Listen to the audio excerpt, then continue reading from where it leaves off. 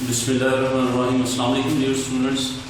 आज हम आपकी 7.4 एक्सरसाइज का क्वेश्चन नंबर 7 और 8 एंड 9 परफॉर्म करने जा रहे हैं। सबसे पहले हम क्वेश्चन नंबर 7 को देखते हैं। लास्ट में क्वेश्चन हैं आपकी इस एक्सरसाइज के क्रॉस प्रोडक्ट को हम इस एक्सरसाइज में डील कर रहे हैं। बड़ी सिंपल सी प्रॉपर्टीज़ हैं क्रॉस प्रोडक्ट की, जिनको बार बार हम प्रैक्टिस कर रहे हैं। उन्हीं प्रॉपर्टीज़ को इन क्वेश्चन में भी हम यूज़ करें। ओके, देखते हैं आपका क्वेश्चन नंबर 7 हमें क्या क्या है। क्वेश्चन नंबर 7 की स्टेटमेंट कुछ इस तरह से है कि if A B plus C is equal to 0, 3 vectors का सम आपको दिया हुआ है 0। If A plus B plus C is equal to 0, then prove that A cross B cross C and C cross A, these 3 vectors are equal. Start हम इसी से करते हैं जो गिवन डाटा है।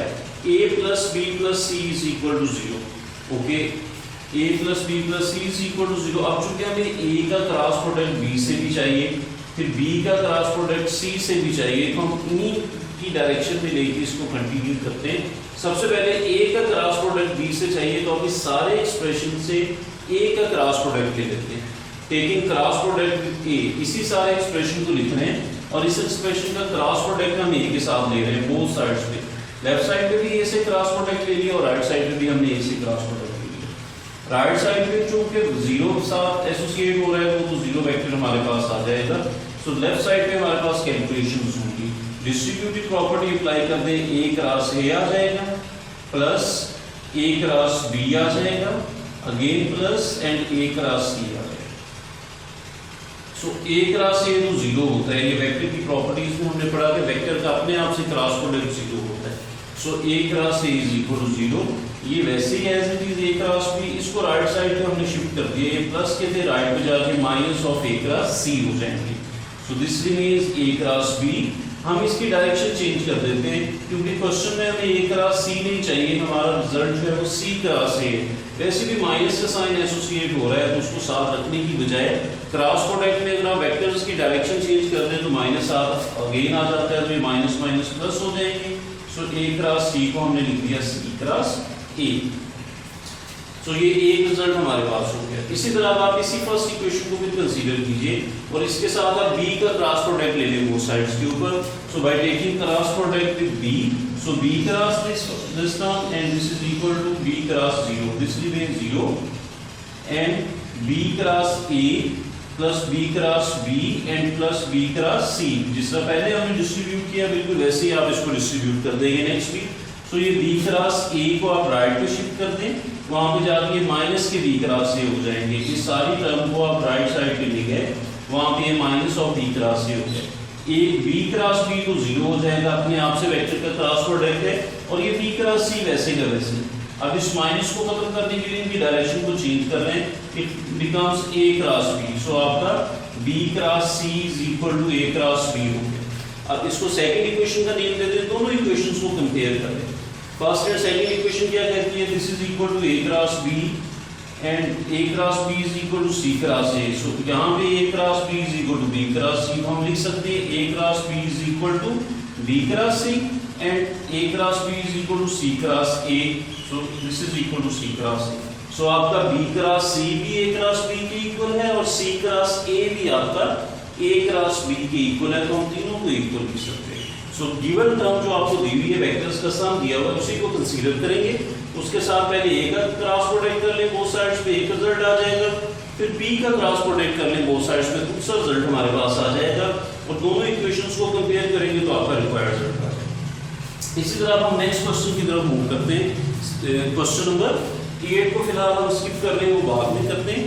पहले क्वेश्चन नंबर 7 को हम देखते हैं। क्वेश्चन नंबर 7 की स्टेटमेंट क्या है कि if a cross b is equal to 0 and a dot b is equal to 0, two vectors हैं, उन टू वेक्टर्स का क्रॉस प्रोडक्ट भी हमें 0 बताया हुआ है और उन टू वेक्टर्स का डॉट प्रोडक्ट भी हमें 0 बताया हुआ है। ओके, फिर हमें बताना क्या है, what conclusion can be drawn about a and b। कहते हैं कि अगर टू वेक्टर्स हो, उनका क्रॉस प्रोडक्ट भी आपका 0 हो और उनका डॉट प्रोडक्ट भी 0 हो, तो फिर आप a और b के बारे में क्या कंक्लूड करते हैं कि वो कैसे वेक्टर्स हैं। ओके, इसको चेक करते हैं। We know that for two non zero vectors a and b, अगर दो वेक्टर्स हों तो हमारे पास रिजल्ट्स क्या हैं जिनको हम पहले लेके चल रहे हैं इन 4 एक्सरसाइजेस में। a डॉट b अगर आपका 0 हो तो इसका मतलब हम ये लेते होते हैं कि दोनों वेक्टर्स a और b perpendicular If dot product between two vectors is 0, it means two vectors are perpendicular to each other. So means if A dot D is equal to 0, it means vector A is perpendicular to vector B. But if A cross B is equal to 0, so what it means? It means both vectors are parallel. So if dot product between two vectors is 0, it means vectors are perpendicular. And if cross product between two vectors is 0, it means vectors are parallel. So in this question हमारे पास क्या statement है कि जो vectors A और B हैं उनका cross product भी 0 है और उनका डॉट प्रोडक्ट भी 0 है. सो इसका मतलब है कि वो जो गिवन वेक्टर्स हैं वो परपेंडिकुलर भी हैं और वो पैरेलल भी हैं. लेकिन ये पॉसिबल हो नहीं सकता एक ही वक्त में दो वेक्टर सेम वेक्टर्स हैं वो पैरेलल और परपेंडिकुलर नहीं हो सकते. या तो पैरेलल होंगे या वो परपेंडिकुलर होंगे या वैसे ही वेक्टर्स होंगे ना पैरेलल ना परपेंडिकुलर. लेकिन अगर उनका क्रॉस प्रोडक्ट 0 आ रहा है और डॉट प्रोडक्ट भी 0 आ रहा है तो there is another possibility either one of this vector is 0. ये हो सकता है कि उन दोनों में से कोई एक वेक्टर 0 हो जिसकी वजह से डॉट प्रोडक्ट भी 0 बन रहा है और क्रॉस प्रोडक्ट भी 0 बन रहा है. यही बात हमने यहाँ पर लिख देनी है. At the same time A and D can not be parallel and perpendicular. एक ही वक्त में दो वेक्टर पैरेलल और परपेंडिकुलर नहीं हो सकते. So it is possible when at least one of A and B is 0. So hence A dot D is equal to and A cross B is equal to 0 is possible only when either vector A is equal to 0, either vector B is equal to 0. Just ये एक possibility रह जाती है कि उन vectors में से कोई एक वेक्टर 0 है जिसकी वजह से उनका दोनों भी 0 हो सकते हैं लेकिन एट लीस्ट उनमें से एक जरूर 0 है जिसकी वजह से आपका क्रॉस प्रोडक्ट भी 0 आ रहा है और उनका डॉट प्रोडक्ट भी 0 आ रहा है. ओके, अब हम नेक्स्ट क्वेश्चन नंबर 8 को हम जो है डिस्कस करें.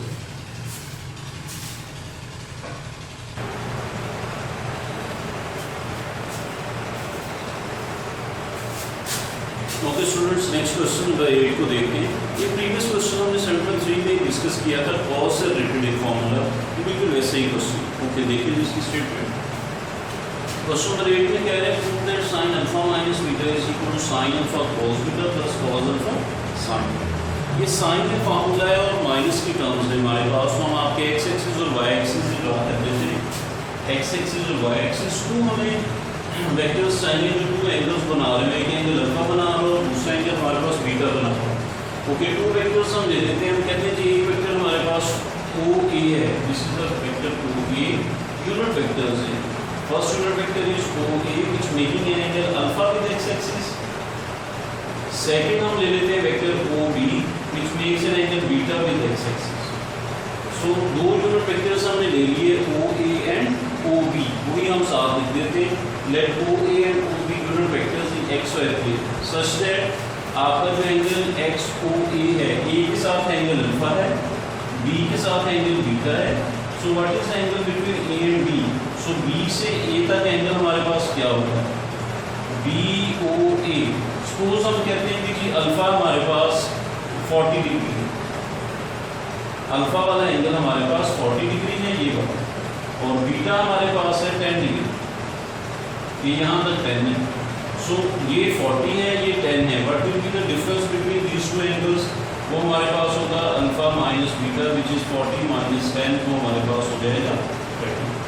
चूंकि हमें यहाँ पे अल्फा माइनस बीटा चाहिए था इसलिए हमने दोनों जो यूनिट वेक्टर्स हैं वो अबव द एक्स एक्सिस रखे ताकि उनके बिटवीन जब हम एंगल लेंगे तो वो दोनों एंगल्स की सबट्रैक्शन से बन जाए. प्रीवियस क्वेश्चन जो हमने प्रीवियस एक्सरसाइज में किया था उसमें अल्फा प्लस बीटा चाहिए था तो हमने एक angle above the x axis रखा और दूसरा बिलो द एक्स एक्सिस रखा था. वहाँ पे हमने शेप कुछ इस तरह से बनाई थी. OA हमने यहाँ पे रखा था और OB हमने इस तरह नीचे की तरफ रखा ताकि ये एंगल अल्फा हो और ये एंगल बीटा हो. जब हम इन दोनों एंगल्स को इकट्ठे लेंगे दोनों का सम बन जाए which is alpha plus beta. तो अगर अल्फा प्लस बीटा आपके फार्मूले में होगा तो आप एंगल्स अपोजिट साइड्स पे रखेंगे above the x axis and below the x axis. लेकिन अगर आपके पास अल्फा माइनस बीटा आपने फाइंड आउट करना होगा तो फिर आप दोनों जो आपकी यूनिट वेक्टर्स हैं वो एक ही साइड पे रखेंगे अबव द एक्स एक्सिस, और बड़ा जो आपका एंगल है वो A यूनिट है उसको अल्फा ले लेंगे. बिगर एंगल चूँकि हमें अल्फा में से बीटा माइनस करना है तो अल्फा आपका बिगर एंगल होना चाहिए और बीटा उसका जो है वो छोटा एंगल होगा ताकि पॉजिटिव रिजल्ट हमारे पास है. सो this is OA and OB. Okay, so let A के साथ एंगल अल्फा बन रहा है एंड B के साथ बीटा है. Angle between B and A दोनों वेक्टर्स के बीच में एंगल हमारे पास अल्फा माइनस बीटा. जैसे हम कह चुके हैं कि these two are unit vectors, so unit vectors है तो उनका मैग्नीट्यूड हमारे पास 1 होगा। तो A का मैग्नीट्यूड भी 1 और OB का मैग्नीट्यूड भी हमारे पास 1 होगा। लेकिन अगर हम इन वेक्टर्स को रिजॉल्व करें OA वेक्टर कैसे रिजॉल्व हो सकता है? वेक्टर को जब भी रिजॉल्व करते हैं हम एक्स एक्सिस के ऊपर परपेंडिकुलर ड्रा करते हैं, हमारे पास टू कंपोनेंट्स बन जाते हैं, एक कंपोनेंट अलोंग एक्स एक्सिस और दूसरा कंपोनेंट अलोंग वाई एक्सिस। अगर हम इसको रिजॉल्व करके देखें तो ये कुछ सिचुएशन ऐसे ही हमारे पास जो है वो हो जाएगी। हम एक वेक्टर को रिजॉल्व कर लेते हैं OA,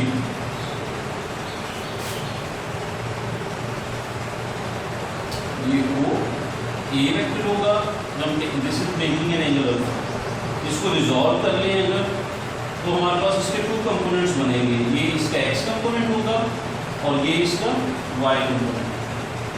सो x कंपोनेंट और y कंपोनेंट की फॉर्म में लिख सकते हैं। सो OA वेक्टर लिखा जाएगा OA मैग्नीट्यूड, एक्चुअली ये लिखा ऐसे जाता है OA वेक्टर को हम लिखते हैं OA magnitude cos alpha i plus OA magnitude sin alpha j।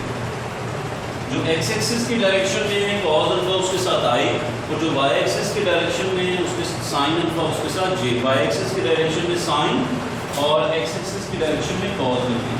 चूंकि हमने लिखा हुआ है कि OA and OB unit vectors, so इसका जो हमारे पास मैग्नीट्यूड 1 आ जाएगा, इसका मैग्नीट्यूड भी 1 आ जाएगा। सो हमारे पास सिर्फ रह जाएंगे cos alpha i plus sin alpha j। इसको हमने डायरेक्टली लिख दिया है कि OA वेक्टर हमारे पास होगा cos alpha i plus sin alpha j।